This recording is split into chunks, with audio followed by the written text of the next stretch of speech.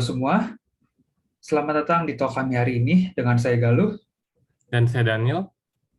Kami Cloud Platform Engineer dari Gojek hari ini akan membawakan talk mengenai bagaimana kami sehari-hari memanage 250 plus cluster Elasticsearch dan Kafka menggunakan operator framework. Sebelum kami mulai, berikut adalah topik yang akan kami bahas hari ini. Pertama adalah overview bagaimana bentuk arsitektur cluster logging yang kami gunakan, lalu growth dan issue, eksperimen yang kami lakukan, proses migrasi itu sendiri, tantangan yang kami hadapi saat migrasi, dan terakhir adalah kesimpulan dan Q&A. Oke, kan tadi kita disebut ada 250 klaster. Nah, emang bentuk log cluster kita seperti apa? Kok bisa banyak seperti itu, Mas Galuh? Iya, kita punya banyak sekali logging cluster karena arsitektur kita gunakan itu bukan sebuah logging cluster besar yang digunakan bersama oleh service dan user, tetapi setiap service dan user dapat memiliki lebih dari satu logging cluster atau app group sesuai dengan kebutuhan mereka. Nah, arsitektur yang kami gunakan ini terdiri dari banyak sekali komponen yang kami bagi menjadi dua. Yang pertama adalah Barito Core Component yang terdiri dari Fluentd, router, dan market. Barito Core berfungsi sebagai gateway bagi user dan service untuk berinteraksi dengan log mereka. Yang kedua adalah Barito Worker atau yang biasa kami sebut dengan app group. Barito Worker berfungsi untuk mengolah data yang sudah dikirim oleh user dan service. Barito Worker terdiri dari producer yang bertugas untuk mempublish data dan membuat topik baru, lalu Kafka sebagai message queue, consumer untuk mengambil data dari Kafka, membuat index di Elasticsearch, dan mengirimkan data tersebut ke Elasticsearch. Lalu Elasticsearch untuk sebagai log storage dan search engine, Kibana yang digunakan oleh user untuk melihat log mereka, dan terakhir adalah konsol yang mengikat sebuah komponen tersebut agar mereka dapat berkomunikasi antara satu sama lain. Oke, mau tanya lagi, kalau misalkan lognya itu langsung dari Barito Core ke Elasticsearch, bisa begitu nggak? Atau kita bisa nggak perlu pakai Kafka? Sebetulnya bisa, tapi kami di sini menggunakan Kafka sebagai penyimpan log sementara. Jadi, misalkan cluster Elasticsearch mati, log masih akan tetap diterima, dan ketika cluster Elasticsearch sudah nyala kembali, lognya bisa langsung dikonsum lagi. Jadi, tidak ada log yang hilang. Nah, user dapat menggunakan Barito Market untuk mengatur app group yang mereka miliki. Market di sini berfungsi untuk membuat app group baru dan juga mengatur siapa saja yang dapat memiliki akses ke app group mereka. Dan router berfungsi sebagai reverse proxy bagi Kibana dalam app group itu. Nah, berikut adalah contoh tampilan dari Barito Market. Dapat dilihat kalau user dapat melihat app group mereka dan juga membuat app group baru. Semua komponen yang kami gunakan itu berjalan dalam sebuah kontainer yang ada dalam sebuah VM. Dalam satu VM dapat terdiri lebih dari satu kontainer yang berjalan dalam waktu bersamaan.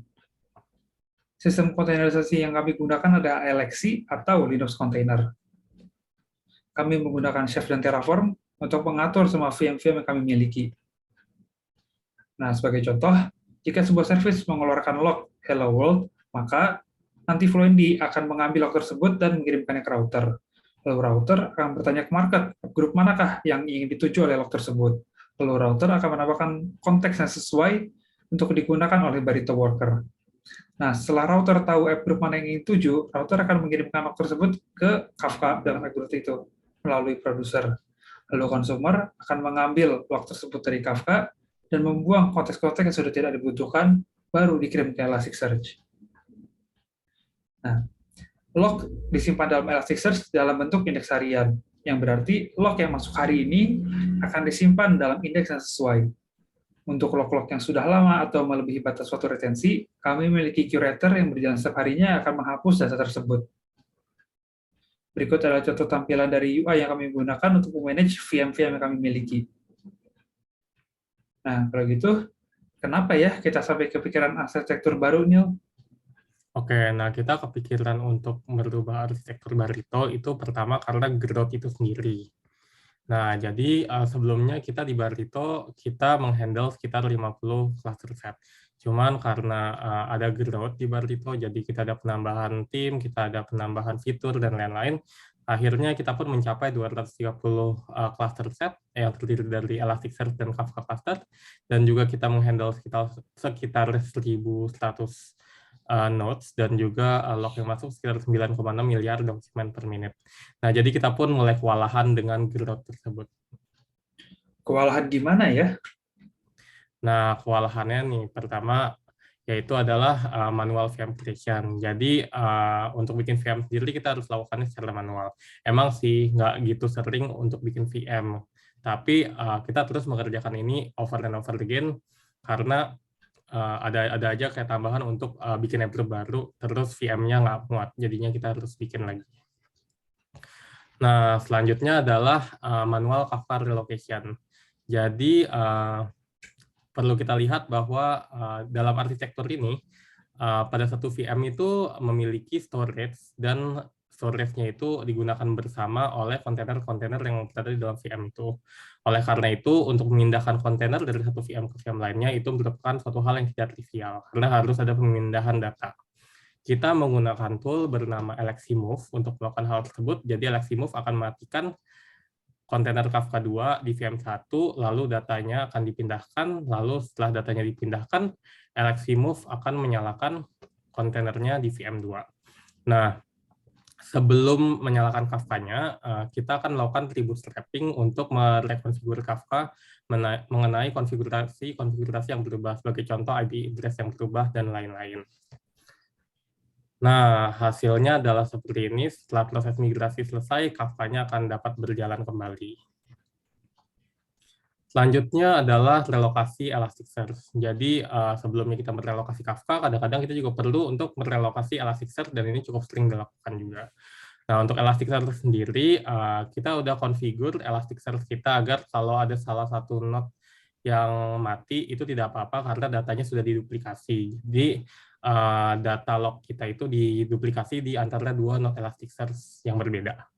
Nah, oleh karena itu, sebelum kita matikan Elasticsearch, kita harus mematikan shared allocation dulu agar tidak ada perpindahan data yang tidak diperlukan. Lalu sebagai contoh kita memindahkan S2 kita matikan. Selanjutnya setelah kita matikan, cluster akan menjadi kuning, lalu kita dapat menyalakan Elasticsearch baru yang masih kosong di VM2. Nah, Elasticsearch akan otomatis memindahkan data yang kurang-kurang ke Elasticsearch 2, sehingga cluster akan dapat berjalan kembali seperti semula setelah cluster menjadi statusnya green. Nah, selanjutnya adalah manual mass upgrade. Jadi kita ini terkadang perlu upgrade Kafka atau upgrade Elasticsearch. Nah, ini kita harus upgrade-nya ke banyak sekali cluster dan membutuhkan waktu. Nah, kita pun udah akal-akalin. Cara kita ngakalinnya itu sebagai contoh, kita akan melakukan update hanya pada Kafka 3 saja, dan juga kita berbagi dengan tim-tim kita. Jadi satu anggota tim menghandle beberapa cluster dan tim lain menghandle beberapa cluster. Nah, setelah hal ini selesai, kita nyalakan Kafka 3 dan Elasticsearch 3 sampai stabil, lalu kita lanjut ke Kafka 2 dan Kafka 1, dan Node 2 dan Node 1. Untuk 230 cluster, itu makan waktu berapa lama? Oh iya, nah terakhir itu kita melakukan migrasi Kafka, kita update Kafka ke versi yang lebih baru, itu kira-kira membutuhkan waktu 4 minggu untuk semua cluster, jadi memang memakan waktu cukup lama. Nah, karena kita memiliki mass upgrade yang cukup kompleks, cara kita mass upgrade itu cukup kompleks, dan juga kita perlu untuk melakukan operational works karena ada perubahan resource demand. Nah, awalnya itu oke untuk 50 cluster set, cuma untuk 230 cluster set itu udah cukup overwhelming bagi kita. Nah, oleh karena itu kita kan mencari solusi bagaimana agar kita tidak overwhelm dengan cluster kita, namun kita tetap dapat growth. Nah, kita mencoba solusi otomasi. Nah, salah satu yang kita coba adalah StreamC Kafka Operator dan ECK. Gimana sih, Mas, eksperimen kita dengan kedua operator Kubernetes tersebut? Oke, sebelum kami memulai langsung memindahkan data dari arsitektur lama ke arsitektur baru, tentunya kami harus mencoba dulu apa yang akan kami gunakan. Nah, di sini hasil eksperimen kami adalah untuk instalasi operator ECK, kami cukup menjalankan helm install dengan seperti berikut dan dapat dilihat kalau operator langsung berjalan dengan normal. Untuk membuat cluster Elasticsearch, kita cukup menjalankan kubectl apply dengan resource definition sebagai berikut dan dapat dilihat kalau 3 node Elasticsearch langsung terbentuk. Untuk Kibana juga sama, dengan catatan kredensial akan disimpan dalam bentuk kubesecret. Nah, dari hasil eksperimen kami, yang menarik adalah ECK operator akan secara otomatis melakukan disabling replica shares allocation ketika akan melakukan rolling update. Lalu, proses upgrade dari Elasticsearch 6 ke 7 berjalan dengan lancar, kecuali ada satu node yang tidak diset sebagai master eligible sampai harus kemudian secara manual. Dan juga ada konfigurasi minimum master node yang sebetulnya sudah tidak digunakan di Elasticsearch 7 yang masih tersisa. Untuk penambahan disk tidak ada masalah, bahkan tidak ada port restart sama sekali. Yang perlu dicatat adalah, ketika objek Elasticsearch ini dihapus, maka semua PV yang diklaim juga akan ikut dihapus. Untuk instalasi Kafka Stream Z operator, sama seperti ECK operator. Untuk pembuatan cluster Kafka, sama seperti pembuatan Elasticsearch. Nah, dari hasil eksperimen kami, pembuatan Kafka cluster ini, dalamnya itu, cluster Zookeeper akan dibuat lebih dahulu sebelum cluster Kafka. Lalu, ketika kami mencoba membuat cluster dalam cluster Istio, di sini clusternya gagal terbentuk, karena Zookeeper itu tidak dapat berkomunikasi satu sama lain. Kami memiliki hipotesa, ini karena Zookeeper memiliki sidecar yang berfungsi untuk menenkripsi komunikasi dan berkomunikasi terus sama lain. Nah, di sini mungkin fungsionalitasnya berkonflik dengan Istio sidecar. Untuk pendeletan, untuk ketika kami mematikan node, itu tidak ada masalah, kecuali ketika kami mengeset replika faktor sebagai satu dan kami delete topik leader-nya. Untuk proses upgrade tidak ada isu, dependensi tidak ada isu, dan penambahan disk juga tidak ada isu. Oke, nah kan sebelumnya kalau untuk Elasticsearch Object, kalau di-delete, disknya juga hilang. Nah, kalau untuk Kafka sendiri, itu gimana ya? Nah, untuk Kafka, itu bisa kita set yang di mana by default-nya itu ketika objek Kafka dihapus, PV-nya tidak ikut dihapus. Nah, setelah kami melakukan percobaan berikut, kami yakin kalau fungsionalitas operator ini sesuai dengan yang kami butuhkan. Lalu, bagaimana ya proses migrasinya? Oke, nah untuk proses migrasinya, kita memiliki konsep yaitu double threading. Nah, konsep double threading itu kita minta Barito Core untuk mengirimkan log tidak hanya ke cluster log di Alexi, tapi juga ke cluster log di Kubernetes. Nah, plusnya adalah easy to rollback, karena kalau Kubernetes-nya kenapa-napa, kita bisa balik ke Alexi, namun resource usage-nya double. Jadi kita perlu menjalankan cluster di Alexi dan di Kubernetes. Untuk visualisasinya sendiri, sebagai contoh, pada tanggal 1, kita akan memulai proses double thread-nya. Bisa kita lihat log-nya sudah mulai masuk ke Kubernetes, dan keesokan harinya kita bisa lihat bahwa untuk indeks di hari keesokannya itu cukup mirip karena dimulai pada waktu yang hampir bersamaan. Nah, untuk migrasi sendiri itu kita bagi menjadi 2, yaitu double thread secara pasif atau double thread secara aktif. Nah, sesuai dengan namanya, passive migration, kita tidak perlu melakukan apa-apa. Yang perlu kita lakukan hanyalah mulai double thread, terus kita tunggu sebanyak log retention days. Nah, setelah kita tunggu, kita bisa lihat bahwa state cluster Alexi dan Kubernetes hampir mirip ya. Karena untuk indeks 01 sendiri, di mana kita memulai proses migrasinya sudah dihapus oleh Kitaker. Yang kita perlu lakukan hanyalah memigrasi indeks yang non-harian, sebagai contoh konfigurasi Kibana, kita bisa melakukan dengan remote index.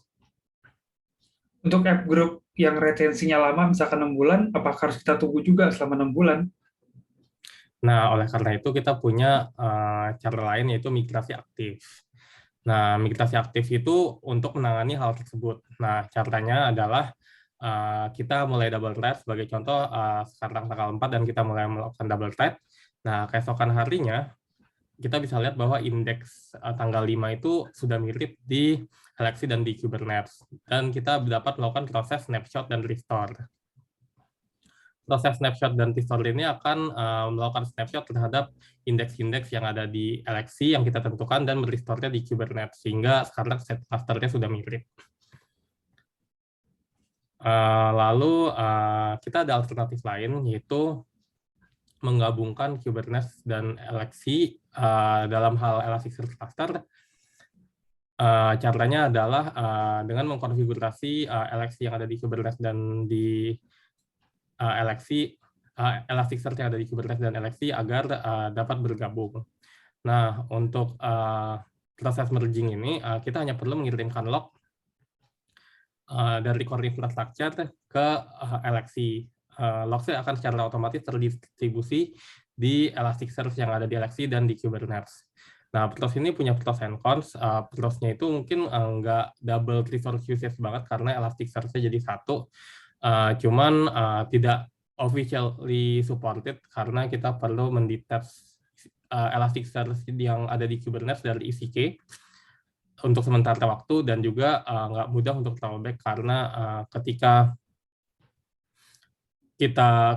ada masalah itu kita tidak mudah untuk balik ke cluster Elastic saja karena clusternya sudah bersatu.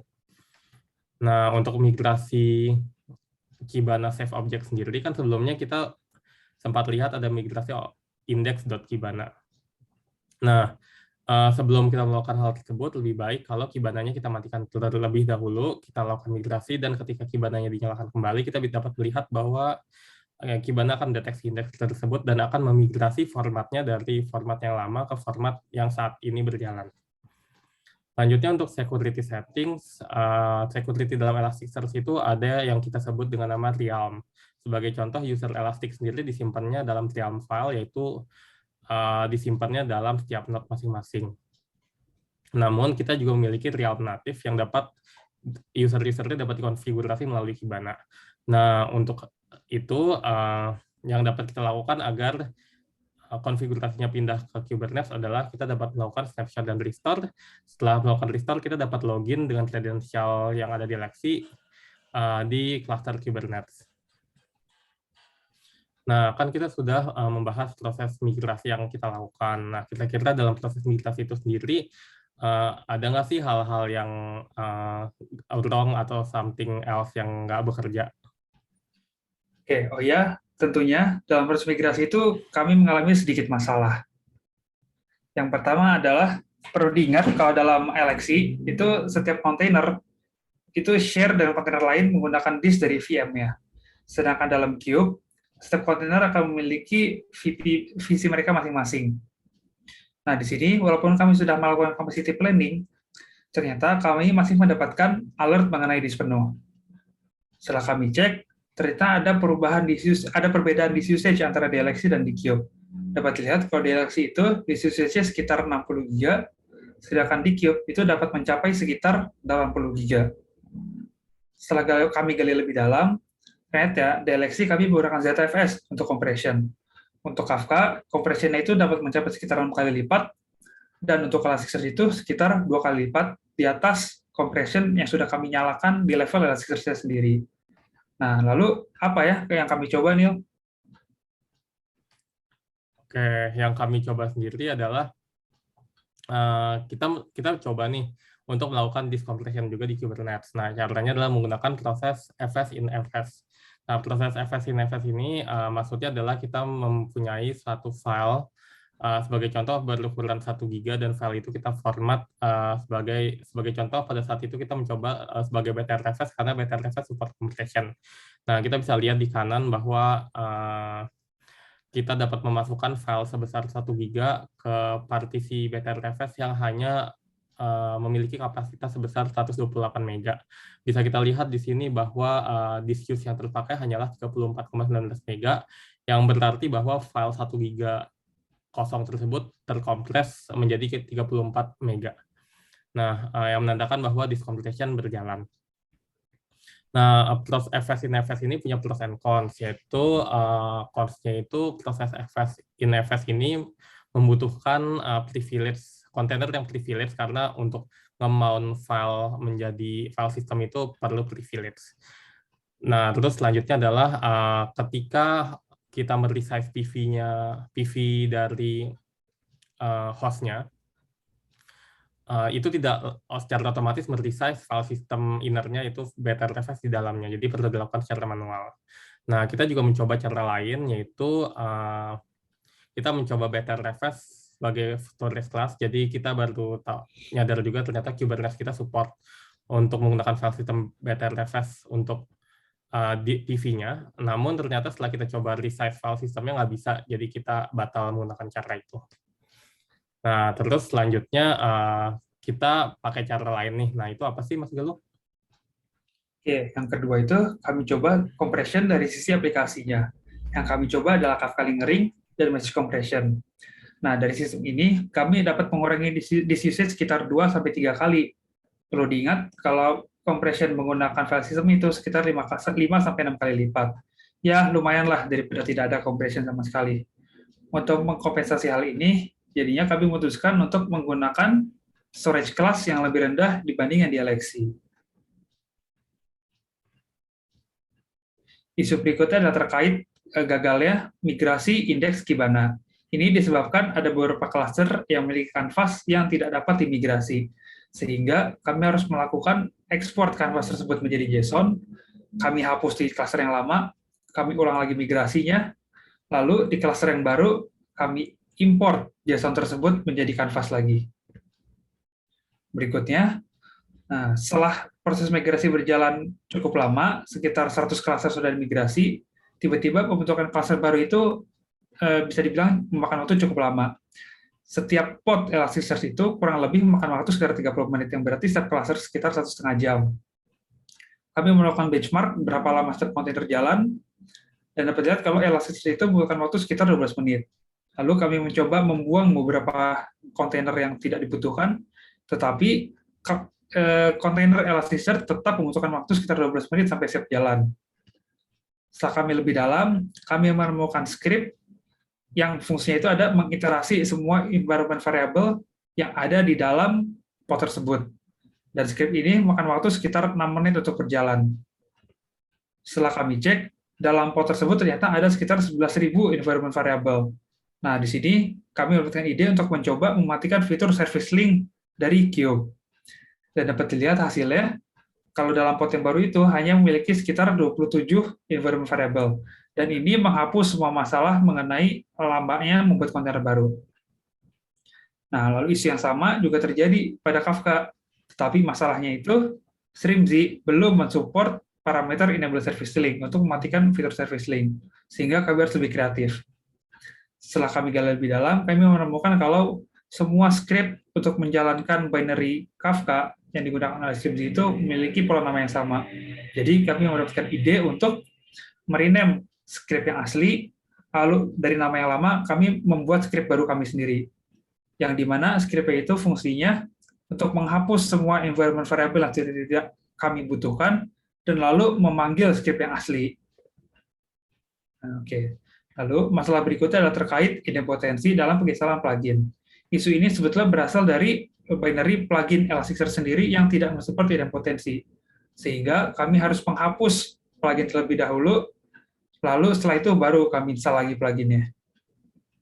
Yang terakhir adalah adanya perbedaan behavior pada ECK dan Streamz dalam mengolah perubahan resource. Pada ECK, jika ada perubahan yang tidak valid, maka semua perubahan akan langsung ditolak. Sedangkan di Streamz, karena tidak menggunakan Efficient Webhook, jika ada perubahan yang tidak valid, maka perubahan itu akan tetap diterima. Tetapi yang di-apply itu hanyalah yang valid, dan yang tidak valid itu tidak di-apply. Nah, setelah kami melakukan migrasi dan mengalami masalah-masalah, sekarang bagaimana ya bentuk klasternya? Oke, nah sekarang ternyata kita lebih enak ya, jadi pembuatan VM sendiri sekarang otomatis, udah ada cluster autoscaler, kita cuma perlu bikin pod tambahan, dia otomatis bikin VM sendiri. Selanjutnya, untuk mengenai relocation sendiri, itu sekarang udah cukup mudah, sebelumnya kan disknya menempel ke VM, jadi relokasinya cukup susah. Nah sekarang karena setiap pod punya disk sendiri, dan bisa di-attach, ketika kita mau migrasi, yang kita perlukan hanyalah di-attach dari VM1, lalu kita attach lagi disknya ke VM2, dan port 1 dapat pindah dari VM1 ke VM2. Nah, selanjutnya untuk manajemen Elasticsearch sendiri sekarang udah otomatis. Misalkan kita mau upgrade, kita tinggal ubah versinya aja, terus kubectl apply. Terus ketika ada konfigurasi yang invalid, sebagai contoh, kita ingin mengubah Elasticsearch-nya dari 3 ke 6, cuman konfigurasi invalid di sini adalah mengubah storage class, yaitu dari 8 GB ke 4 GB, which is invalid. Nah, itu akan langsung ditolak oleh admission webhook-nya Elasticsearch, ECK. Nah, selanjutnya adalah, namun jika kita tetap ingin melakukan hal tersebut, nah ini adalah fiturnya ECK, kita dapat mengubah nama node set-nya. Sebagai contoh, setelah kita mengubah nama node set-nya, proses yang terjadi itu cukup berbeda. Kalau kita nggak ubah nama node set-nya, berarti changes yang terjadi akan terjadi di node set tersebut. Namun, kalau kita ubah nama node set-nya, dia akan membuat node-node baru dengan konfigurasi yang baru, sehingga kita bisa memiliki Elasticsearch cluster dengan storage yang lebih kecil, dan data akan dimigrasi dari node-node yang lama ke node-node yang baru. Nah, untuk Kafka sendiri juga sama, otomatis untuk version upgrade, terus juga penambahan node juga otomatis, kita dapat kubectl apply terus langsung bertambah. Namun ketika ada konfigurasi yang invalid karena tidak ada admission webhook, kubectl apply akan tetap berjalan seperti semula, namun ketika kita lihat kubectl get Kafka, objek Kafka-nya ada warning.